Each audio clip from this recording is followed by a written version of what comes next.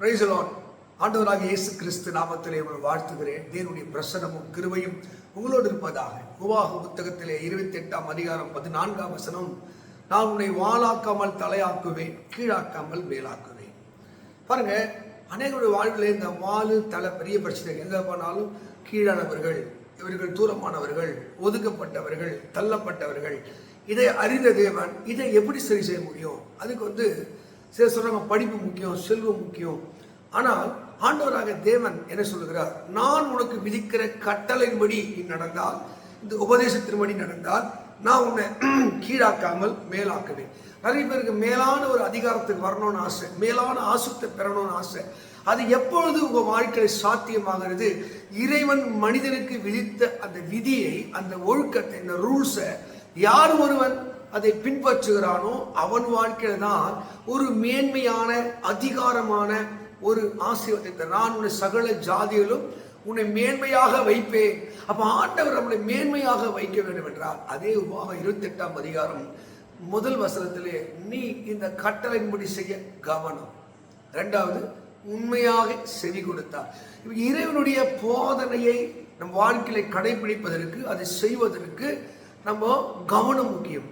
Ezra புத்தகம் 7ல் நீங்க படிக்கும் போது, எஸ்ரா இந்த வேதத்தின்படி வாழ்வதற்கு தன் இருதயத்தை அவன் பக்குவப்படுத்தினான்.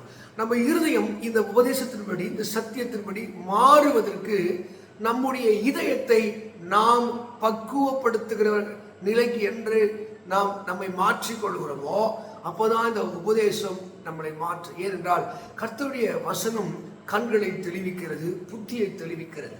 அது நம்முடைய கால்களுக்கு தீபமும் பாதைக்கு வெளிச்சமாய் மாறுகிறது.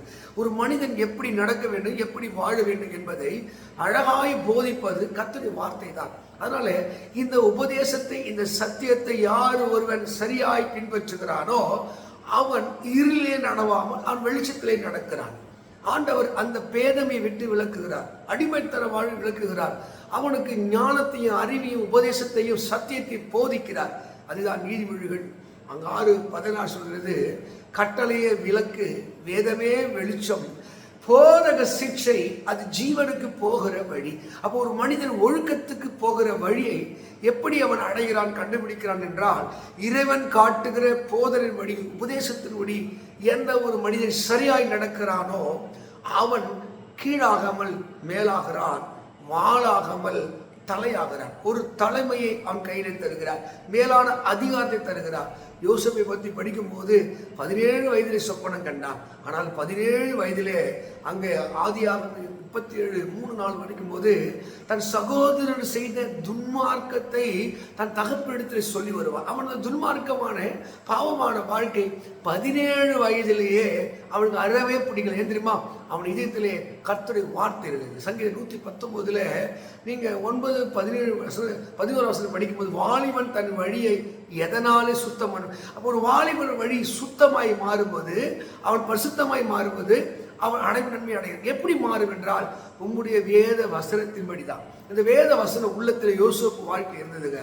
அடிமையாய் போனவன் அதிகாரத்துக்கு அவன் உட்பட்டவனாய் மாறினான். அவன் அசைத்தால் அசையக்கூடிய அளவுக்கு அவனை கீழாக்காமல் மேலாக்கி, எந்த குடும்பத்தார், எந்த ஜனம் அவனை புறக்கணிதோ தள்ளினதோ அவர்கள் எல்லாம் கண்களுக்கு மேலாக கர்த்தர் அவனை தலையாக வைத்தார், உயர்த்தி வைத்தார், மேன்மையான இடத்திலே அவனை கொண்டு வந்து சேர்ந்தார். அப்ப நீ நானும் மேன்மையான இடத்திற்கு போக வேண்டும் என்றால், அந்த தேவனுடைய உபதேசங்களுக்கு, சட்டங்களுக்கு கீழ்ப்படிந்து பார். அவர் கீழாக்காமல் மேலாக்கி, அவர் வாளாக்காமல் தலையாக்குவார். யோசித்து பாருங்க, பார்வோனுக்கு அடுத்த நிலை கிடுகிடுன்னு வளர்ச்சி. சகோதரனால் விற்கப்பட்டவன், குழியிலே தள்ளப்பட்டவன், குற்றம் சாட்டப்பட்டவன், சிறைக்கு தள்ளப்பட்டவன், இந்த அடிமையாக இருந்தவனை அதிகாரத்துக்கு கொண்டு போனது ஆண்டவருடைய கட்டளைக்கு உண்மையாக அவன் செவி கொடுத்தபடினாலே. நீங்கள் உண்மையாக செவி கொடுத்து பாருங்கள், தேவ வார்த்தை விசுவாசித்து பாருங்கள், நிச்சயம் தேவன் உங்களை வாளாக்காமல் தலையாக்க. மொர்தெகாய் என்ற கேட் கீப்பரா இருந்தான், அங்க தலையா மாறுவதற்கு முன்னாடி வாளா இருந்தான்.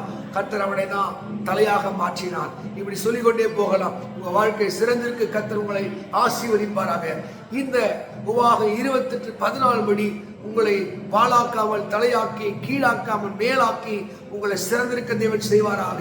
God bless you. God bless you.